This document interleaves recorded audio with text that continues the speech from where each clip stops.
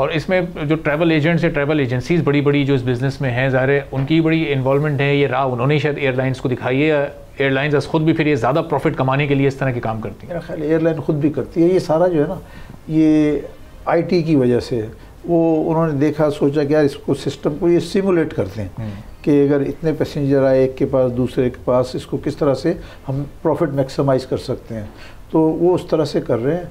हाँ, travel agent, मेरा ख्याल है ट्रैवल एजेंट इतना ज़्यादा उसमें रोल नहीं है। एयरलाइन का अपना रोल है, और रोल में भी क्या है कि उन्हें सब पता चलता है कंप्यूटर से कि यार किस टाइम पे कितने पैसेंजर्स आ रहे हैं, क्या है, तो वो आपस में एक ब्रॉड बेस कोऑपरेशन करते हैं। यार देखो, आपका भी प्रॉफिट बढ़ेगा, हमारा भी बढ़ेगा, इसको ऊपर करते हैं। और अभी हम इस मार्केट में, पाकिस्तान की इकॉनमी में मज़ीद गुंजाइश एयरलाइंस की है, चूँकि ये भी एक बड़ा अच्छा पॉजिटिव इजाफा है। जब एयर सियाल की भी अनाउंसमेंट हुई थी, लोगों में एक बड़ी खुशगवार हैरत हुई थी, और उसके बाद लग नहीं रहा था कि इतनी जल्दी कोई और एयरलाइन या ख़ासतौर पर कराची की एयरलाइन मार्केट में आएगी या उसका ऐलान होगा। तो अभी भी स्पेस स्कोप मौजूद है इस इंडस्ट्री में। आप एक कह रहे हैं, मैं कहता हूँ 2 एयरलाइंस भी आएंगी, वो भी चलेंगी।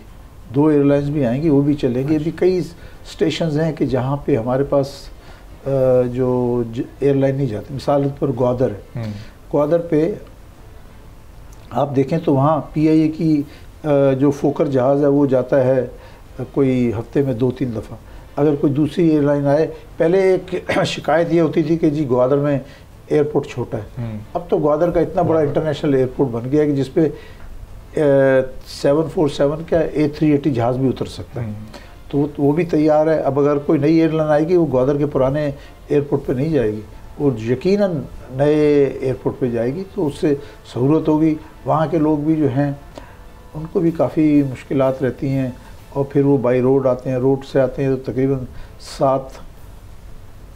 7 घंटे लगते हैं। और साथ साथ थोड़े बहुत मुश्किलात हैं, लॉ एंड ऑर्डर की भी सिचुएशन है कि जो लोग बेचारे बाई रोड जाते हैं वो कभी ना कभी किसी हादसे का शिकार हो जाते हैं। एक तो हादसा होता है कि ट्रैफिक का हादसा, दूसरा हादसा है टेररिज्म का। तो ये भी सारी चीज़ें हैं। तो इनको देखते हुए मैं समझता हूँ पाकिस्तान के अंदर जो है बिल्कुल गुंजाइश है कि 2 और एयरलाइन आ सकती है। सब्सक्राइब करें और बेल दबाएं ताकि कोई खबर रह न जाए।